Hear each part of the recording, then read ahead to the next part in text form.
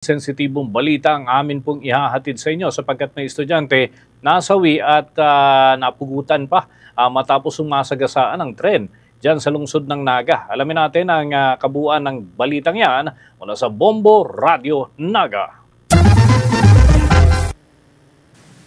Patay at napugutan pa ng ulo ang isang estudyante matapos masagasaan ng tren sa Barangay Triangulo sa lungsod ng Naga.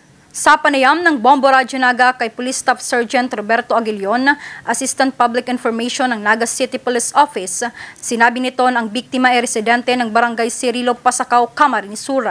Batay sa salaysay ng mga nakakita sa pangyayari o mga testigo, habang nakaupo sa gilid ng riles, ang hindi na pinangalan ng estudyante nang bigla na lamang umano itong humiga sa riles, eksaktong paparating naman ang tren na may rutang Naga to Legazpi.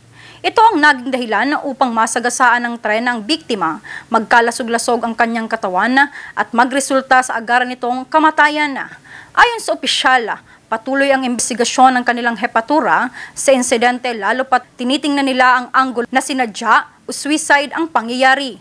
Samantala, batay naman sa mga nakalapa na impormasyon ng Naga City Police Office, isang pintor ang biktima at kadalasang nakikitang mag-isa lamang ng mga kaklase o kakilala nito.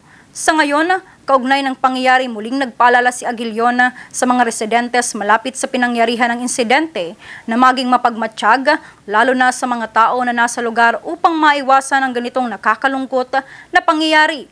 Gayon din, nagpaalala ang opisyal sa publiko na kung may pinagdadaan mabibigat na problema, huwag daanin sa pagpapatiwakal dahil hindi ito ang solusyon sa problema. Isang PNR-related incident kung saan isang lalaki ang nasagasaan habang ito ay nasa may riles nakaupo. Ayon din sa mga testigo, ito raw ay nakita nila prior ang insidente, nakaupo sa may riles at nung paparating na daw yung tren ay bigla na lamang itong humiga na naging sanhi ng pagkasagasa sa kanya ng tren at naging sanhi na rin ng kanyang kamatayan.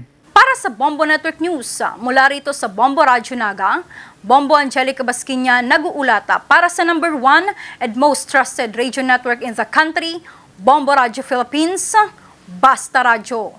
Bombo!